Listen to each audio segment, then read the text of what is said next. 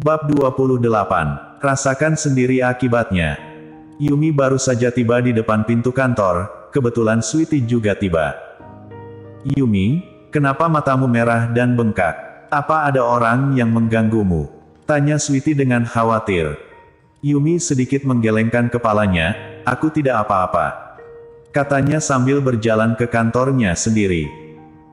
Dalam hati Sweetie merasa bingung, ia bergumam pelan, dilihat dari mata merah dan bengkak Yumi, jelas sekali bahwa dia baru saja menangis, tapi di pagi hari seperti ini, siapa yang mengganggunya? Tiba-tiba ia pun teringat akan Jerry yang disebut-sebut oleh Yumi beberapa hari yang lalu, seketika ia pun tersadar, pasti si sampah itu, kalau tidak mana mungkin di pagi buta seperti ini, ada orang yang berani membuat Yumi sedih.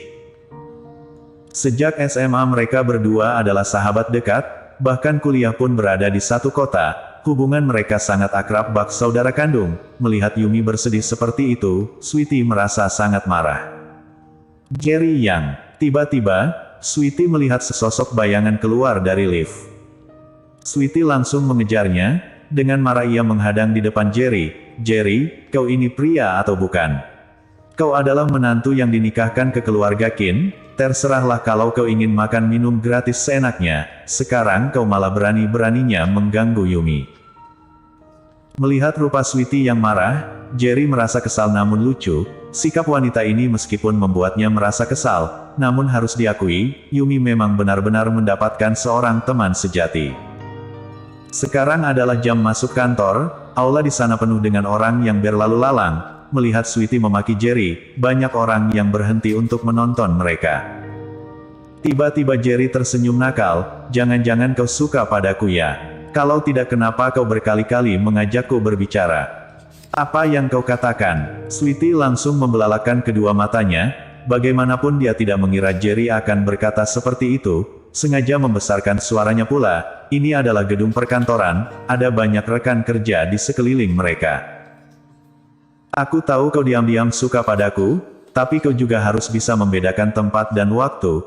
Ini adalah tempat bekerja, sebaiknya kau bekerja dengan baik. Kalau kau suka padaku katakan selesai pulang kantor nanti, kata Jerry sambil berjalan melewati Sweetie. Sampai akhirnya Jerry pergi dari sana, barulah Sweetie tersadar, ia berteriak keras, wajahnya tampak sangat marah, lalu ia pun berteriak pada para rekan kerja yang menontonnya, apa yang kalian lihat? Apa kalian tidak tahu ini waktu bekerja? Jerry tersenyum puas, dasar anak ingusan, bertanding denganku, kau masih tidak mengerti apa-apa. Baru saja ia berjalan keluar, ia pun melihat sesosok bayangan yang familiar. Adikku adalah karyawan di perusahaan kalian, aku ingin bicara sebentar dengannya, setelah itu aku akan keluar. Fred sedang dihadang oleh beberapa orang satpam, mereka tidak memperbolehkannya masuk. Sang kepala satpam memasang wajah dingin, kalau adikmu adalah karyawan perusahaan ini, telepon dia untuk keluar dan menjemputmu. Kalau bisa ku telepon, apa aku masih perlu memberimu penjelasan di sini? Sebagai putra terbesar keluarga Kin, sejak kapan Fred pernah diperlakukan seperti ini? Seketika ia pun marah besar. Dia sudah menelepon berulang kali, tapi Yumi sama sekali tidak menerimanya, bahkan memblacklistnya. Sekarang seluruh rekan kerja keluarga Kin sudah memutuskan kontrak kerjasama mereka secara sepihak, terlambat satu hari saja, bagi keluarga Kin sangatlah berbahaya, dia benar-benar sangat panik. Sebaiknya kau pikir baik-baik, tempat apa ini, keluarga kelas tertinggi sekalipun juga tidak berani membuat onar di sini, apalagi keluarga Kin yang kecil sepertimu. Kata kepala satpam itu dengan dingin. Mendengar perkataan itu, Fred pun merasa jauh lebih sadar, emosinya agak sedikit panik, ia langsung mencengkram lengan tangan kepala satpam itu, anggap saja aku memohon padamu, biarkan aku masuk ya, aku benar-benar mencari adikku karena ada masalah penting, setelah aku bertemu dengannya, aku akan segera keluar. Minggir, kepala satpam itu langsung mendorong Fred. Fred terlatih ke belakang, dan hampir terjatuh. Tiba-tiba, ia pun melihat sesosok bayangan yang familiar, seketika wajahnya berubah sangat muram, kenapa sampah sepertimu ada di sini? Menurutnya, Jerry adalah seorang sampah, dia saja tidak bisa masuk, tapi kenapa Jerry bisa keluar masuk sembarangan? Tuan Yang melihat Jerry, para satpam pun langsung menyapanya sambil memberi hormat. CEO Luo telah memberitahu para satpam ini, meskipun mereka tidak memberitahu identitas Jerry, tapi sang kepala satpam itu juga tahu bahwa identitas Jerry sangatlah tinggi. Hal itu membuat Fred sangat terkejut. Ia mengusap kedua matanya dengan keras. Tiba-tiba ia curiga bahwa dia salah orang. Namun meski ia mengusap matanya sampai buta sekalipun, orang yang ia lihat tetaplah sama. Jerry tersenyum dingin. Iya, ini aku si sampah, bisa keluar masuk grup Yan Chen sesuka hati. Sedangkan kau tuan muda pertama keluarga Qin yang terhormat, bahkan tidak bisa masuk ke dalam, benar-benar tidak tahu dari mana datangnya keberanianmu itu, sampai-sampai kau berani menghinaku seperti itu. Fred hampir saja pingsan mendengar perkataan itu. Dengan kesal ia pun berteriak marah pada sang kepala satpam. Dia hanyalah seorang menantu sampah yang sudah diusir oleh keluarga Qin, kenapa dia bisa masuk? Apa kalian buta? Tutup mulutmu. Sang kepala satpam berteriak, kalau kau berani berkata sembarangan lagi, jangan salahkan kami jika kami berbuat tidak sungkan. Beraninya kau. Fred sangat menggebu-gebu, aku akan melaporkan kalian, kalian pasti menerima keuntungan dari anak tengil ini, oleh karena itu kalian memperbolehkannya masuk. Aku ingin tahu, kalau sampai atasan kalian tahu akan hal ini, bagaimana mereka akan membereskan kalian. Mendengar perkataan Fred, kepala satpam itu pun tersenyum dingin.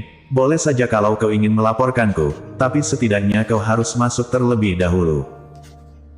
Namun CEO Luo sendiri yang mengatakan bahwa Jerry yang adalah tamu yang sangat terhormat. Beraninya Fred si bodoh ini mengancam mereka. Sang kepala satpam hampir saja tertawa terbahak-bahak. Jerry Yang, berhenti kau. Melihat Jerry hendak pergi, Fred pun langsung mengejarnya. Kepala satpam itu sangat gesit, ia segera menghadang Fred, dan berkata pada Jerry, Tuan Yang, silakan Anda pergi terlebih dahulu, aku akan membereskan sampah ini. Jerry melihat ke arah satpam itu dengan puas sejenak, lalu pergi. Lepaskan aku, terdengar teriakan Fred dari belakang. Sial, beraninya kau main tangan, pukul dia. Kepala satpam berteriak keras tiba-tiba, lalu 5-6 orang satpam pun mulai mengeroyok Fred. Sebenarnya Fred sama sekali tidak main tangan, namun dia ingin diberikan kesalahan bahwa dia telah main tangan di depan pintu perusahaan grup Yan Chen. Kepala satpam itu tersenyum dingin, beraninya kau membuat masalah dengan Tuan Yang, benar-benar tidak tahu hidup dan mati. Akhirnya Fred pun tidak berhasil masuk ke dalam grup Yan Chen. Dengan wajah biru dan bengkaknya, ia berdiri di tempat yang sangat jauh dari pintu utama grup Yan Chen. Jerry Yang, aku ingin kau mati, teriaknya dengan wajah mengerikan. Dalam 1 hari penuh, Fred menunggu di tempat yang tak jauh dari pintu masuk grup Yan Chen. Sang kepala satpam terus memandanginya. Sampai jam pulang kantor, barulah ia bertemu dengan Yumi. Yumi, Fred berteriak dari kejauhan, dan berlari dengan penuh semangat. Melihat Fred, Yumi pun berkata dingin, kenapa kau di sini? Yumi, bagaimanapun, aku adalah kakak sepupumu. Kau tidak akan berkata bahwa kau tidak akan mengakui kakak sepupumu ini lagi kan? Kata Fred sambil mengerutkan alisnya. Ia terus dipandangi seperti seorang maling. Ia menunggu seharian penuh untuk bertemu dengan Yumi. Namun begitu ia bertemu dengan Yumi, Yumi malah bersikap seperti ini. Hatinya benar-benar merasa kesal, tapi demi membujuk Yumi untuk membantu keluarga Qin, dia harus menahannya. Tidak ada yang perlu kubicarakan denganmu. Kalau aku bicara lagi, aku merasa seperti sedang menghabis-habiskan oksigen, kata Yumi tanpa belas kasihan sedikitpun.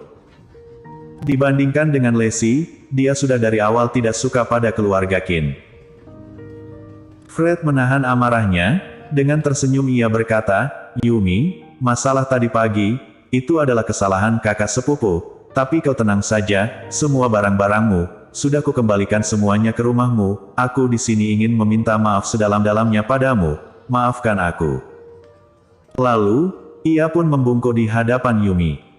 Yumi sedikit terkejut, ia sama sekali tidak mengira Fred akan minta maaf. Tapi ini tidak mengubah perasaannya terhadap keluarga Qin. Yumi, kakak sepupu memohon satu hal padamu, masalah tadi pagi, keluarga Su juga sudah membalasnya pada keluarga Qin. Sekarang semua rekan kerjasama keluarga Qin meminta untuk memutuskan kontrak kerjasama mereka secara sepihak. Pabrik kita juga disegel, bank juga terus menagih pinjaman pada kita. Fred berkata sambil menangis, keluarga Qin yang sekarang, benar-benar akan hancur. Kumohon pergi temui keluarga Su dan katakan pada mereka, lepaskan keluarga Qin kali ini, ya. Yumi sangat terkejut, ia sama sekali tidak tahu apa yang terjadi pada keluarga Qin, tak disangka semengerikan ini. Tapi ia sama sekali tidak kasihan, malah sangat senang, ia tersenyum dingin dan berkata, Fred, tadi pagi aku sudah bilang, barang-barang itu bukanlah mas kawin yang diberikan oleh keluarga Su untukku, melainkan hadiah ucapan terima kasih kepada Jerry. Kalaupun kau ingin meminta tolong, orang yang kau cari seharusnya bukan aku. Bersambung.